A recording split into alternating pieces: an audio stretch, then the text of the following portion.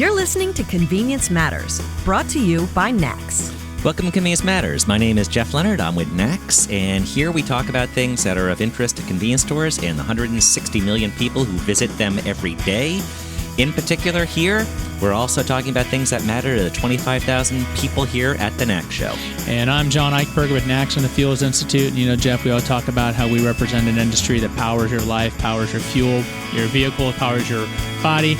And this week, we're going to be taking advantage of the largest collection of convenience retail experts in the world at the NACS show. We're going to be talking to guests. We're going to be talking to experts. We're going to have a series of guest hosts. And it's going to be a great time. So let's take a listen to what the attendees at this year's NACS show had to say. Hello, I'm Donovan Woods here from the Fuels Institute, and we have a great show in store for you this week.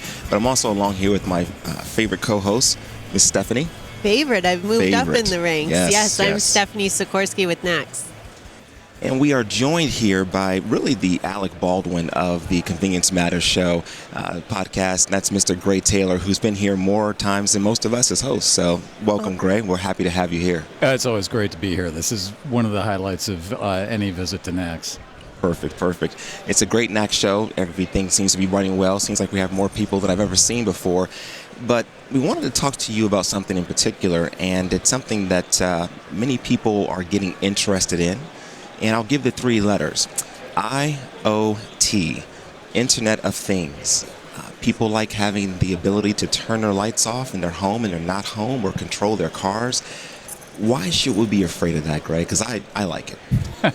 I do too. I've actually started automating my house and putting Wemo switches out, especially in those switches that tend to be left on by the kids that are way out in the yard. And it's really nice to go beyond the clapper and just say, hey, Alexa, can you please turn out the treehouse light? So they really offer a real high level of convenience and control in our personal lives. And by the way, a lot of the IoT is going to make its way into the convenience store and in the industrial space. Because what it's really doing is it's leveraging cheap hardware. If you think about take a Raspberry Pi 3, which is a fully integrated motherboard that's got RAM, HDMI, it's got Wi-Fi. That board costs $35. That board that you can buy for $35 does what your PC in 2005 used to do. So the collapse in hardware pricing is allowing us to think really big and outside the box. What can we do about that? So you think about that Wemo switch. That Wemo switch has a microprocessor in it. It has Wi-Fi. It's communicating over a computer protocol, on a wireless device. So it's a pretty smart device, and you can buy those for $35 and install them. So it's only going to get cheaper from here, and so that's going to be a huge draw. The problem is what is the security behind it? Now we've all hid behind the WPA2 standard, which says, I'm at home, I'm setting up WPA2, and there's a very hard encryption going on and handshaking going on between my device and my Wi-Fi router. And on Monday of this week, we all found out that doesn't necessarily hold true, right? So what's the danger if somebody were to stand between you and your Wemo device, reset the frames, take over instead of the Wemo device? They're going to flip my light switch on and off. Big deal. What it does is it points out a couple of holes in our thinking on automation and on the Internet of Things, which is how secure is it? And as things become more and more critical to us, security is going to become more and more critical. I think you bring up a great point there, and thinking of the apps that I download and the way, Donovan talked about here, we're just naturally like, if it's going to make my life simpler and move something along quicker, sign me up. And I think we all see those disclaimers and the liability and everything, and you're scrolling on your phone, get me to the checkbox where I can say just install it. But what are we really missing when we're doing that? Yeah, it's kind of interesting. Nobody reads the EULA, and so when you're downloading that very convenient app that you really needed 5 minutes ago, yes. Right? Must have it. Yeah, down there, page 15, which you have an option of printing out, is probably saying, and you're going to give us your firstborn child. So we all owe the devil something on that. There's going to be a real change in privacy, I think, in the way that we consider privacy, and Internet of Things is really going to make a lot of that happen for that reason. So we've already taken on abuse of EULAs, but we're going to, I think, see a movement to make the EULAs more equitable and more common between them. Right now in some apps, there are buried some things that say we can track you wherever you go on your phone. You're going through and using my device or my application is giving me license to know where you go everywhere in your world. That's probably going to go away. The Europeans have taken the first step on that with GDPR, which is a personal identification limitation. And it even goes as far as to say it's not about personal identification, it's also about data that could point me in the direction of you, Stephanie, as being the person this data is describing. So that's going to kind of set the stage going forward to this next generation of things. Europeans are more serious about abuse of privacy and so on. So there's going to be some very serious liability for companies and products that are being created that allow privacy to be compromised. And that ties right into the Internet of Things. Hey, we learned this in last October, a year ago, when the web went down. And then went down because it was driven by baby monitors and webcams being compromised. And, right, I remember that. Right. So we're already starting to experience some of that nifty stuff. So, okay, I don't see how this connects to convenience. When you think about we're here at the NACS show, where's the connection? How does this fit, and why would the audience really care about this? Because we don't know how this all works. We just like the way it looks. It seems cool, and we have Connexus there to help us, and it fixes it. We don't have to worry about it, but why do we worry about it? Well, it's going to be a part of all of our lives, and every part of our lives. We've got a display over in the Connexus booth, which a maker, an IoT maker, basically is taking off-the-shelf parts and putting things together and saying, well, here's how we measure how many Cokes are on a shelf. Here's how we measure how refrigeration is working. And in fact, he showed me a real histogram of a operating convenience store refrigerator out in Utah, and they were seeing this spike in temperature every night. And the owner's like, well, what's going on? And at one point, they thought that they had the refrigerator linked to a light switch, and it was about closing time. They were sweeping off the light. And an HVAC guy came by and said, no, they have to go through defrost cycles. So that's the normal defrost cycle. So, I mean, you can actually see the temperature going through for the last 3 months. And so that's important stuff because that helps us save power and save energy. And energy is a big expense. But it also now, you can get down to the point where you can start doing predictive analytics.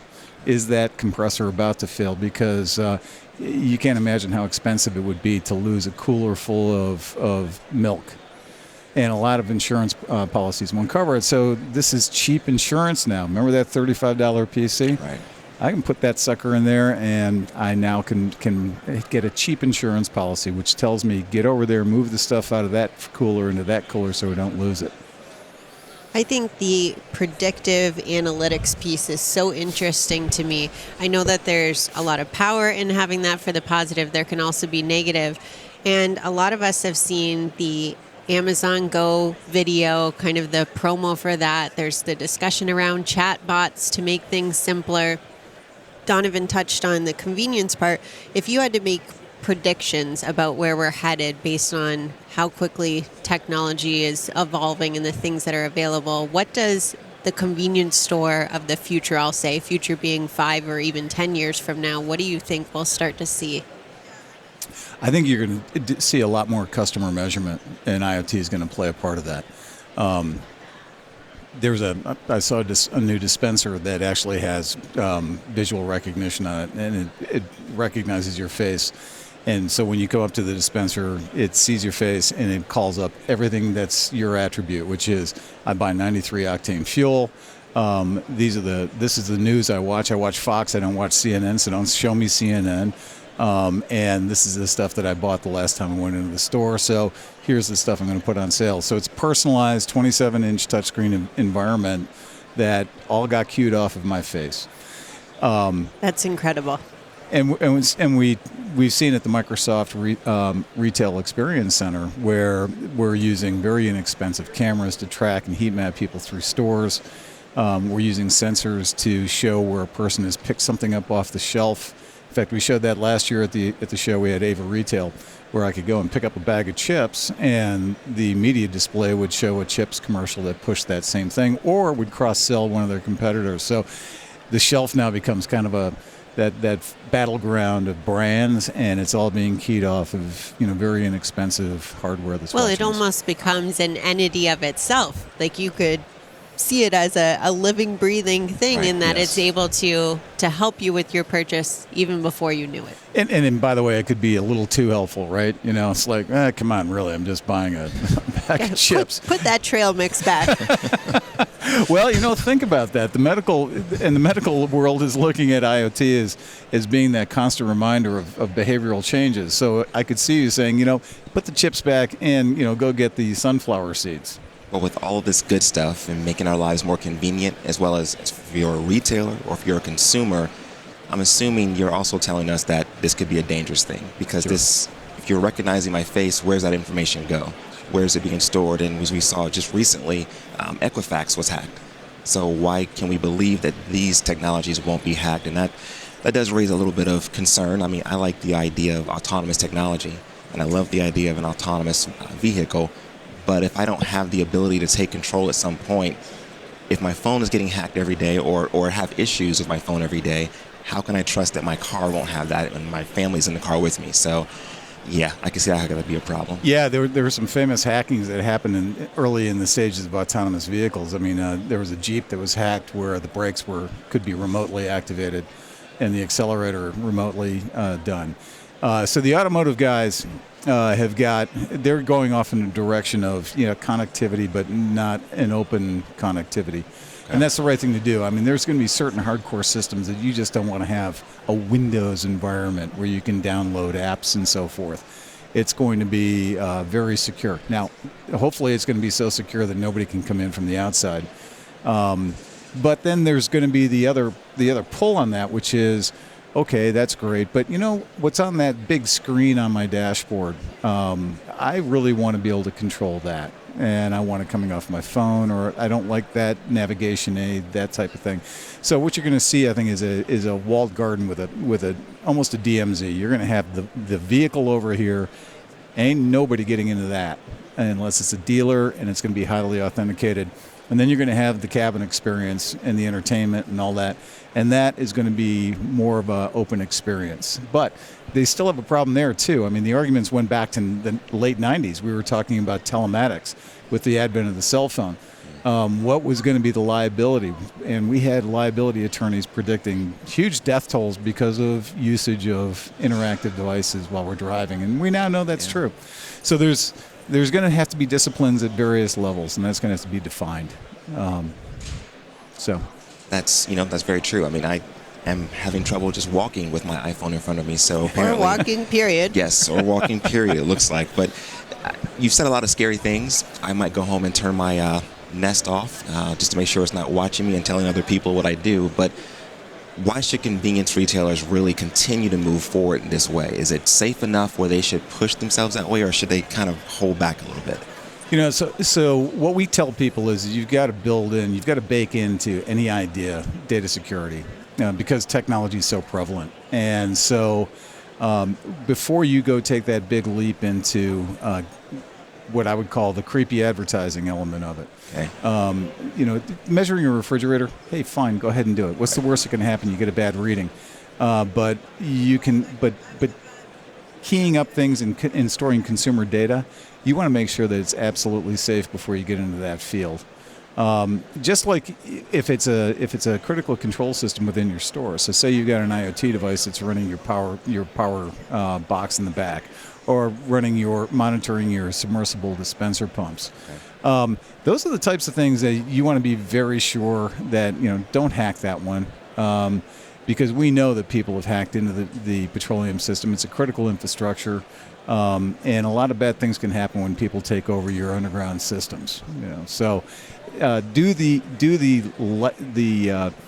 least risky stuff first and get your feet wet in that.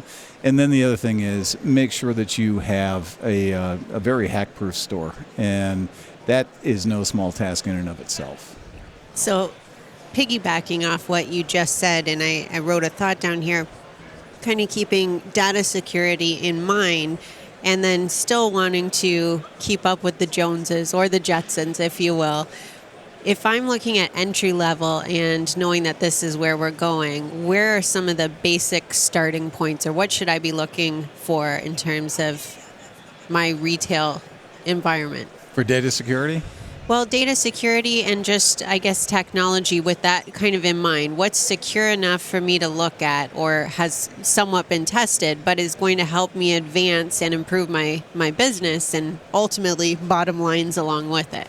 Yeah, I mean, that should be your first test question with a vendor is, what's your data security plan? And let me see your liability language in your contracts.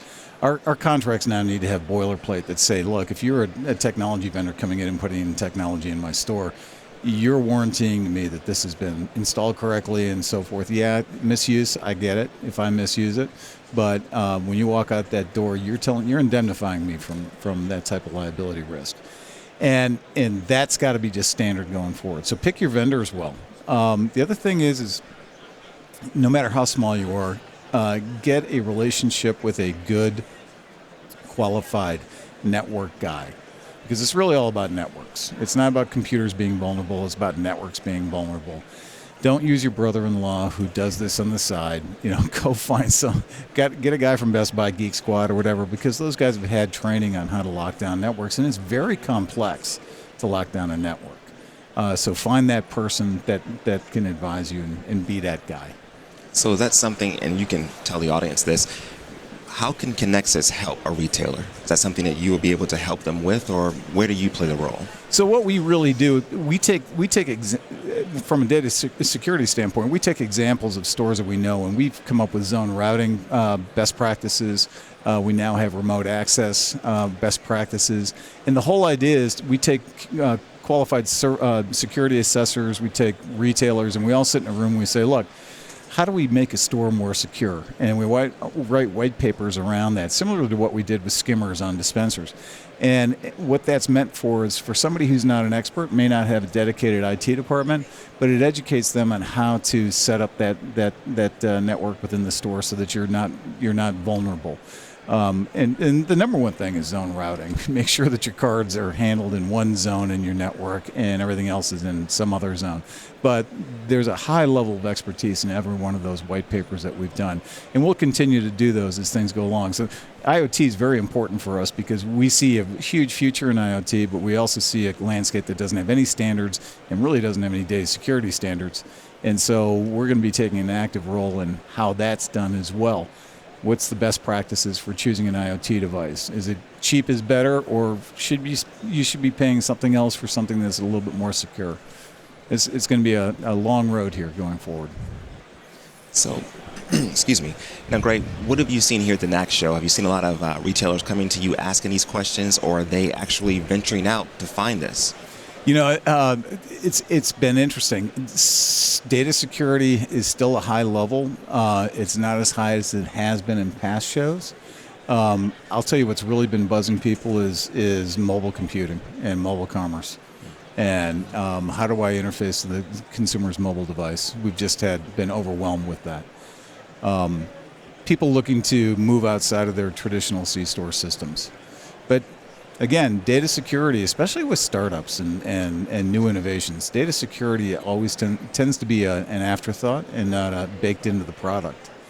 I don't think you'll find too many venture capitalists that say, here's $10 million, spend $22 million of that on data security. It's all about how do you get that product out the door faster. And so we're going to be running pretty fast to keep up with that as well. It sounds like business. Oh, please, Stephanie, go ahead. I was just going to say it's going to be exciting to keep up. Yeah, I think so. And it sounds like retailers are a lot like personal owners of things. We like to see the flashy thing, but we really don't want to know how it works. But it's good to say that we need to spend the money in our stores to make sure it is protected. Our consumers, our customers are protected, and our businesses are protected. So as what I hear from you, it's worth the investment to do this. Absolutely. It's every bit of the risk that you would, if you're obsessed about that pothole in your parking lot, it's the same level of risk, only it's just not as evident when you're looking out there. So Somebody can trip, yes, but somebody can also have their identity stolen. You mentioned, by the way, the Equifax thing. That's a good thing. Since that's happened, we really don't have to worry about security. We're all doomed now. Well, on that note, Well, we appreciate you being here, Greg and Gray. And where can our listeners find you? We're at Connexus.org, and if you want to send us an email to any of the staff, it's just info@Connexus.org. So we're a nonprofit technology organization that works very closely with the NACS folks. All right. Well, thank you, and thank you, Stephanie, for being with us. And thanks for having us. we had a great NACS show, and we hope you continue to have one as well, Gray. Thanks a lot, Donovan. You've been listening to Convenience Matters, brought to you by NACS.